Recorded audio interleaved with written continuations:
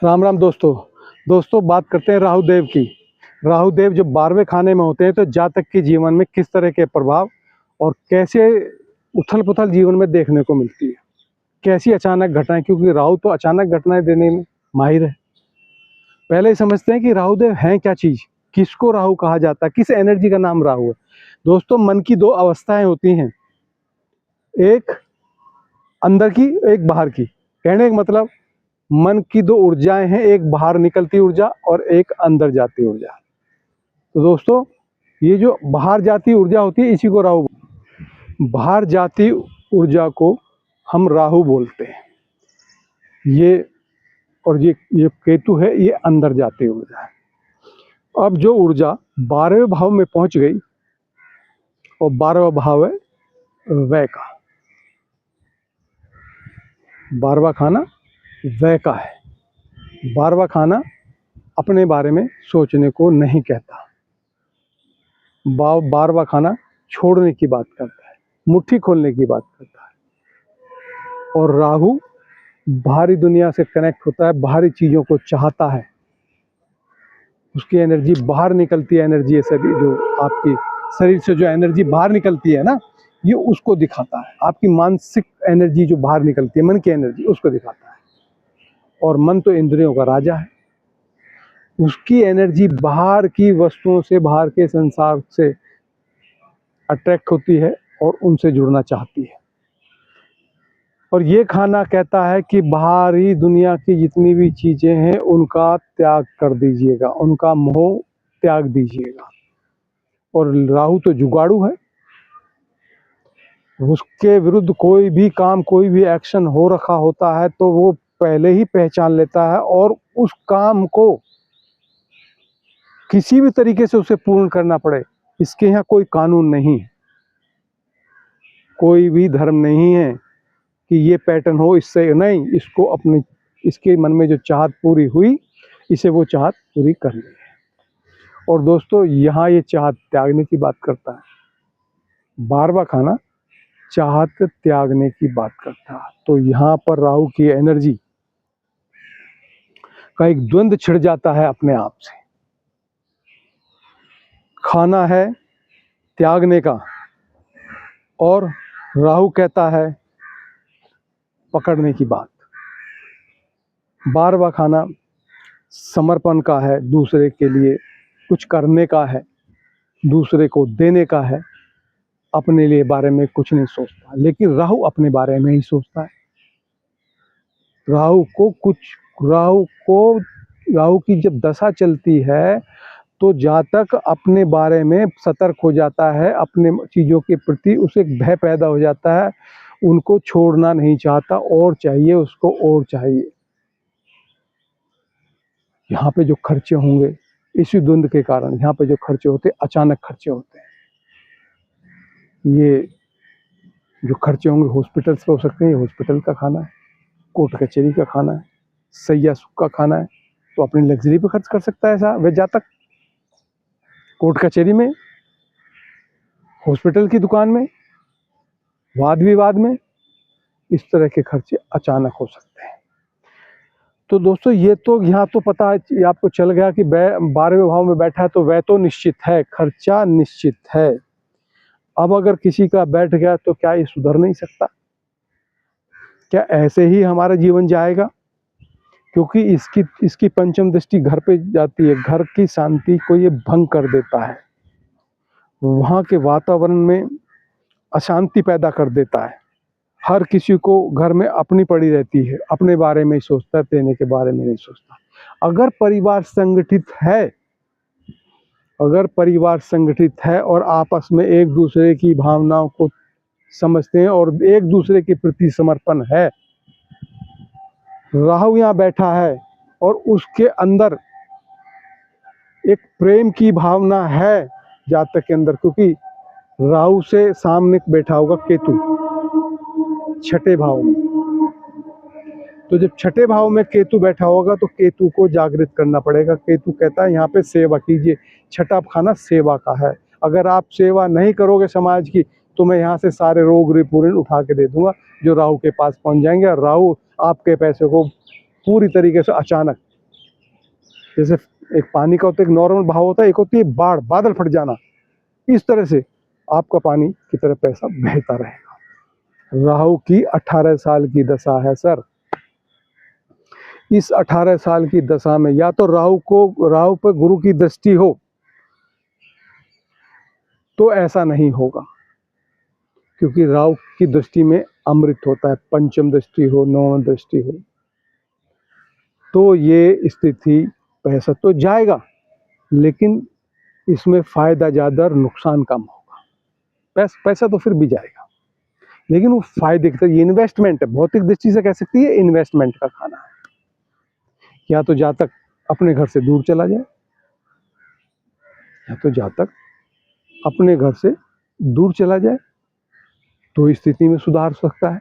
क्योंकि ज्योतिष ये कहता है कि अगर कोई परिस्थिति वहाँ पर सही नहीं है तो उसमें इंसुलेशन डाल दीजिएगा।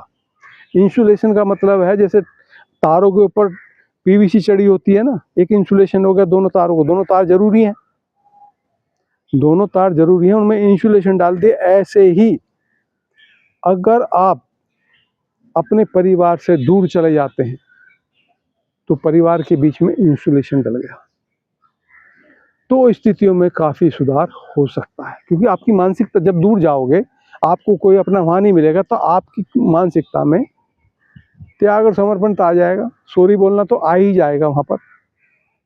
कोई बात नहीं, जाने दो। जाने क्यों नहीं दो? क्योंकि आपका वही सगा तो है नहीं जो लड़ने बैठ जाए। परदेश में पड़े हो तो लग्जरी की आपकी चाह हो, कहाँ से कमाओगे तो आएगा। तो ये कंडीशनें बन जाती हैं। इसलिए कहते हैं कि राहु हो तो आप बाहर चले जाइए, विदेश में चले जाइए, घर से दूर चले जाइए, जन्म स्थान से दूर चले जाइए, तो स्थितियाँ बदल सकती हैं। लेकिन ये तभी होगा जब लगन का मालिक बली हो, चंद्रमा बली हो, सूर्य बली हो।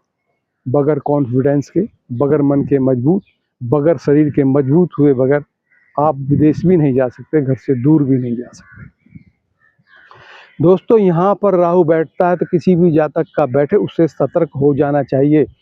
नींद ना आना, पैसे का अचानक से चले जाना, बड़े मकान में थे तो छोटे मकान में आ जाना बिककर, क्योंकि ये अष्टम भाव को भी देखता है जो अचानक घटनाओं को जन्म देता है। राहु तो खुद ही अचानक घटनाएं पैदा करता है और फिर अष्टम भाव को देखता है, तो वहाँ पर ये त्रुटि पैदा कर देता है। वहाँ बड़ी बड़ी समस्याएं, बड़े बड़े खर्चे आपका इंतजार कर रहे हैं। दोस्तों, जब भी राहु यहाँ पर बैठ जाए, राहु जो बाहर निकलती है उड़ जाए, तो यहाँ ये खाना जो है 12वां खाना ध्यान और योग का है। और राहु तो बाहर निकलती उड़ जाए, ध्यान योग तो केतु का विषय है। तो करना क्या चाहिए? जातक को भजन गाने चाहिए, भजन सुनने चाहिए, भजन देखने चाहिए, अच्छे अच्छे आत्मज्ञान की वीडियो देखनी चाहिए। क्योंकि राहु विजुअल देखना पसंद करता है। विजन है ना, बाहर निकलता हो, वो ऊर्जा आंखों से बाहर निकल रही है, बाहर की दुनिया को कैप्चर कर रही है। राहु छाया ग्रह है। जो आप मुझे देख रहे हो मेरी छाया है, ऐसी आप छाया को देखिएगा, अच्छी छाया को देखिएगा, क्योंकि ये मुक्ति का खाना है। ऐसे सत्संग सुनिए जिसमें मुक्त होने की बात हो, ऐसी वाणी सुनिए जिसमें मुक्त होने की बात हो। क्योंकि जब तक आप संगत नहीं बदलोगे, राहु काबू आने वाला नहीं। राहु केतु से काबू आता है। जो छठे भाव में बैठा है, छठे भाव में बैठा हुआ केतु आपसे ये कह रहा है कि यहाँ पर कोई विवाद नहीं करना, किसी से कोई भी विवाद नहीं, सबसे डिअटैच रहो और अपना समाज की चुपचाप सेवा करते रहो। आपको किसी से कोई लेना देनी, कोई आशा नहीं आपको। क्योंकि 12वें भाव में बैठा हुआ राहु जो है आपको प्रेरित करता है भोग की तरफ। तो आप अपने खर्चे तो बढ़ाते जाते हो और इनकम बढ़ नहीं पाती। भाई वो भोग की तरफ अपने संसाधनों में आप गाड़ी खरीदोगे, नए नए सोफ़ा सेट लाओगे, टीवी लाओगे, फ्रिज लाओगे, गैजेट्स लाओगे, अच्छे खाने के शौकीन हो जाओगे, अच्छा रहना सहने का स्टैंडर्ड बना के रखोगे। वो क्योंकि 12वें भाव में बैठा हो तो खर्च कराएगा ही कराएगा।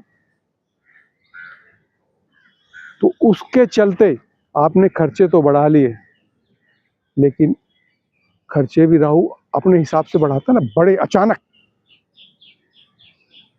और कमाई पे ध्यान नहीं होगा, सर्विस पे ध्यान नहीं होगा। केतु छठे भाव में बैठा होता है, जो 12वें भाव में राहु होता है। केतु सर्विस के लिए कहता है, सेवा के लिए कहता है,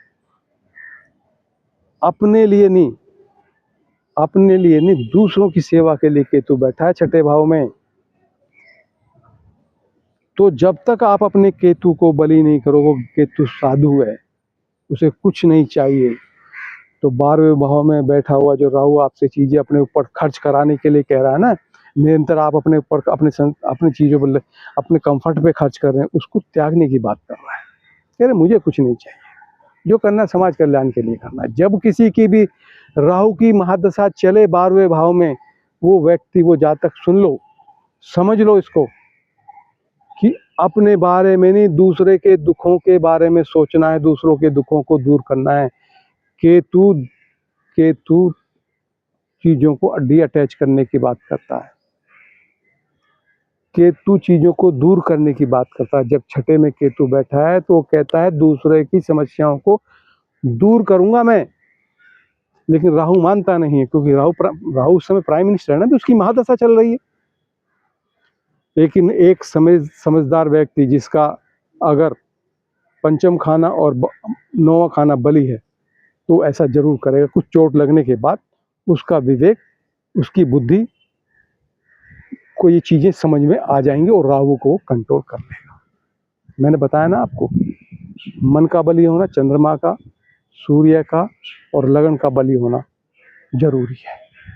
और ना भी हो तो आप साधु संगत कीजिए जी। आपको कोई चीज़ समझ में नहीं आ रही, आपका विवेक काम नहीं कर रहा, क्योंकि जब 12वें भाव में कोई चीज़ चलती है तो वो आपके विवेक को नुकसान पहुंचा देती है, क्योंकि भोग का खाना है ना, आपको भोग की तरफ आकर्षित करता है। तो दोस्तों, किसी का भी राहु चल रहा है, वो आप उस पर ध्यान केंद्रित कीजिए, देखिएगा आप। तो दोस्तों, 12वें खाने की जो ऊर्जा है उसका उपयोग करना है। वो उपयोग छठे भाव में जो केतु बैठा है ना, उसको साथ लेके आपको करना है। अन्यथा आप किसी का भी राहु चलते हुए देखो कि किस राहु की महादशा चल रही है, आपको घर भी उथल पुथल नजर आएगा, दीवारों पे सीलन नजर आएगी, क्रैक नजर आएंगे, जमीन में क्रैक नजर आएंगे, बार बार आपकी मशीनरियाँ, क्योंकि राहु टेक्नोलॉजी है, घर के जो गैजेट्स हैं उनमें कोई ना कोई खराबी आपको देखने को मिलेगी ही मिलेगी। क्योंकि जो राहु की ऊर्जा है ना, वो एक्टिव होगी। राहु की कोई ऊर्जा का एक्टिव होने का मतलब क्या, किसी की महादशा का एक्टिव होने का मतलब क्या है? उसका मतलब है कि आपके आसपास कुछ ऐसे लोग चक्कर काटने लग जाएंगे, क्योंकि आपके शरीर से राहु की ऊर्जा बाहर निकल रही है। राहु की ऊर्जा आपके शरीर में एक्टिव होगी तो वो उन्हीं चीज़ों को खींचेगी अपनी तरफ, वैसे ही लोग आपको आएंगे। लेकिन समझदार, जिनका विवेक जागृत होता है, क्योंकि विवेक 9वां खाना देता है, ऐसा व्यक्ति भी धर्म की तरफ अगर अग्रसर हो जाए, सत्संग के तरफ अग्रसर हो जाए, क्योंकि सत्संग से विवेक होता है। जिसके पास विवेक होता है ना, ये चोट तो ग्रह देगा, लेकिन वो अपने विवेक के कारण, विवेक के चलते, अपने पंचम खाने के चलते, अपने बुद्धि बल के चलते उन चीज़ों से आसानी से निकल के आ जाएगा। ये तो दोस्तों 18 साल की महादशा है, जिससे चल रही है उससे जाके आप पूछिएगा, आपको बता देगा वो कैसा है।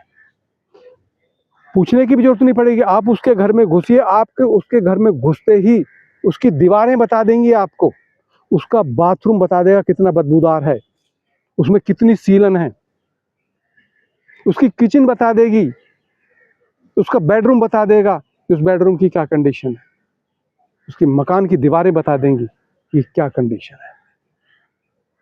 दोस्तों, यहाँ पर बैठ जाए राहु, मैं बार बार कहता हूँ, धर्म का खाना एक्टिव कीजिएगा। धर्म का खाना एक्टिव होगा तो आपके कर्म, धर्म से अगला खाना कर्म है। आपके पास विवेक होगा, गुरु का बल होगा। किसी भी व्यक्ति के पास जब गुरु का बल मौजूद होता है, जो व्यक्ति अपनी गुरु की सेवा में रहता है, जो व्यक्ति अपने गुरु के विचारों पे चलता है, गुरु की वाणी पे चलता है, उसका गुरु तत्व बलि हो जाता है। गुरु तत्व का मतलब है विवेक। जिस विवेक उसको कहते हैं जो रोंग और राइट की समझ को बता दे, क्योंकि राहु की एक ही कंडीशन है, वो विवेक को खत्म कर देता है। उसके यहाँ कुछ भी रोंग नहीं है, कुछ भी राइट नहीं है। आपने कहानी सुनी होगी कि अमृतपान के लिए उसने देवताओं का रूप धारण कर लिया था, चाहे उसे अपनी जान दे के अपनी कीमत चुकानी पड़ी। तो जब राहु उसमें चलता है तो उसके कोई कानून होते नहीं है, उसका विवेक डगमगाने लग जाता है, वो गलतियों पे गलतियां करने लग जाता है, अपने ही बारे में सोचता रहता है 24 घंटे। नींद नहीं आती, नींद में भी जब भी उठेगा थका हुआ उठेगा। आप देखिएगा जिसका भी 12वें खाने में राहु है, जब वो सो के उठेगा तो थका हुआ ही उठेगा। रात भर उसका, वो कहता मैं सोता हूँ, सोता नहीं है, वो गफलत सी में रहता है, निढाल सा हुआ पड़ा रहता है। नींद तो एक आराम देने को, सुख देना, एक प्रसन्नता से उठता है, खिलखिलाता हुआ, ऐसा नहीं होगा। तो दोस्तों 9वां खाना बलि या केतु जो बैठा है, छठे भाव में केतु बैठता है जब राहु 12वें में होता है, तो छठे भाव में सेवा है। आप जरूरतमंदों की, जो ऐसे लोग हैं जो किसी न किसी रूप में शोषित हैं, छठा भाव शोषित समाज को दिखाता है। उनके कष्टों को दूर कीजिए, उनके कष्टों का निवारण कीजिए, उनको अपने हृदय से लगाइए और उनसे कोई चाह ना कीजिए कि वो आपको राम राम करे। आपने उनका ये काम किया तो आपको राम राम करे, जिस गली से निकलो आपको सब राम राम करे। इस तरह के भाव फिर राहु को एक्टिव करते हैं, क्योंकि बाहर से कनेक्ट हो रहे हैं ना। जो लोगों के का किया, उनके चेहरे के भाव आपको बता देंगे कि आपने क्या किया। राम राम की जरूरत नहीं है, सलाम की जरूरत नहीं है। तो दोस्तों किसी का भी 12वें भाव का अगर राहु की दशा चल रही है तो सावधान हो जाइए और मेरी इस बात पर गौर कीजिएगा। केतु को बलि कीजिएगा, विवेक को अपने को बलि कीजिएगा, जागृत कीजिएगा उसको। तो बहुत सारी समस्या, मैं ये नहीं कहता कि परमात्मा का जो राम ने रच दिया वो मिट जाएगा, लेकिन उस परिस्थिति में एडजस्ट, हम कुछ ना कुछ एडिट करके कुछ ना कुछ तो निकाल सकते हैं। ऐसी बात नहीं, हम कर्म प्रधान, कर्म से बहुत कुछ, सब कुछ तो नहीं बदला जा सकता। मैं कहूँ कि सब कुछ बदल जाएगा, जीवन इधर से उठ के इधर आ जाएगा, लेकिन बहुत कुछ बदला जा सकता है, बहुत कुछ ऐड किया जा सकता है। बदलने का मतलब है ऐड करना।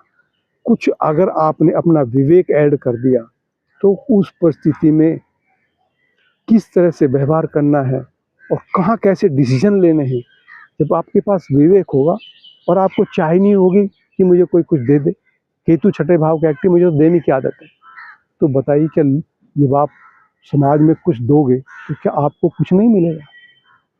जो आज आपको इस जन्म में मिल रहा है वो कुछ दे के आए हो ना। जो कुछ पिछले जन्म में आप दे के आए हो वही तो इस जन्म में मिल रहा है। उसी को तो भाग्य कहते हैं, उसी को तो प्रारब्ध कहते हैं।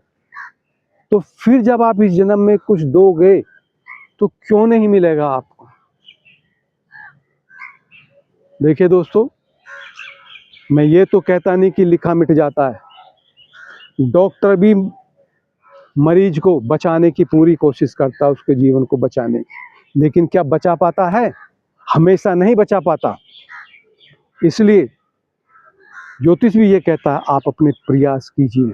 क्या पता प्रभु ने ये लिखा हो कि आपके प्रयास के बाद ही आपको सफलता मिलेगी, या आपके प्रयास के बाद ही आपका काम संपन्न होगा। ये नहीं कि बैठ के हमारे तो लिखा है कुंडली में ऐसे होगा तो ऐसे, ऐसा नहीं होगा।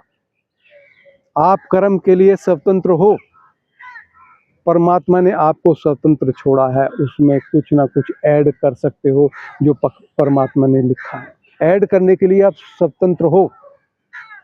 तो दोस्तों राहु 12वें भाव में बैठा है, आप इसको हल्के में मत लीजिएगा। अकेला अगर 12वें भाव में बैठा है तो हल्के में मत लीजिएगा। इसका असर बड़ा, बहुत बड़ा हो सकता है जीवन में, नेगेटिव। ये जिंदगी में जब तक इसके 18 साल की महादशा चलेगी, उथल पुथल खर्चे निकल निकल के आते रहेंगे अचानक से। कभी कुछ, कभी कुछ, कभी टैक्स नहीं दिया, कभी बच्चे को कुछ हो गया, कभी हमको कुछ हो गया, कभी घर में कुछ हो गया, सारा पैसा उधर ही, सारे संसाधन बहाता रहता है, नॉन स्टॉप बहाता रहता है। पैसा तो भैया क्यों ना सेवा में बहा दें भाई, क्यों ना सेवा में बहा दें। अगर आप इन विचारों के साथ राहु की महादशा में अपना जीवन बढ़ाएंगे, आगे बढ़ाएंगे, तो आपको बहुत सारे अच्छे फल भी देखने को जरूर मिलेंगे। लेकिन दोस्तों, भाव वही रखना है, मेरा कुछ नहीं, जो कुछ है प्रभु का है। केतु को जागृत करना पड़ेगा, केतु को जागृत करना पड़ेगा, जो कि छठे भाव में बैठा होगा जब राहु 12वें भाव में। दोस्तों, मैं अपनी वीडियो को यहीं विराम देता हूँ। आपको कैसी लगी ज़रूर बताइएगा, और चैनल को सब्सक्राइब ज़रूर कीजिएगा, वीडियो को लाइक ज़रूर कीजिएगा, और शेयर कीजिएगा अपने फ्रेंड्स के पास कि वो भी देखें, और बताइएगा कि और आपको किस तरह की वीडियो, किस तरह की जानकारी आपको चाहिए। जितनी मेरी क्षमता होगी, कुदरत ने जितना मेरा सामर्थ्य दिया होगा, जैसा विवेक मुझे दिया होगा, मैं आपके सामने फिर हाजिर होता हूँ। जय सिया राम।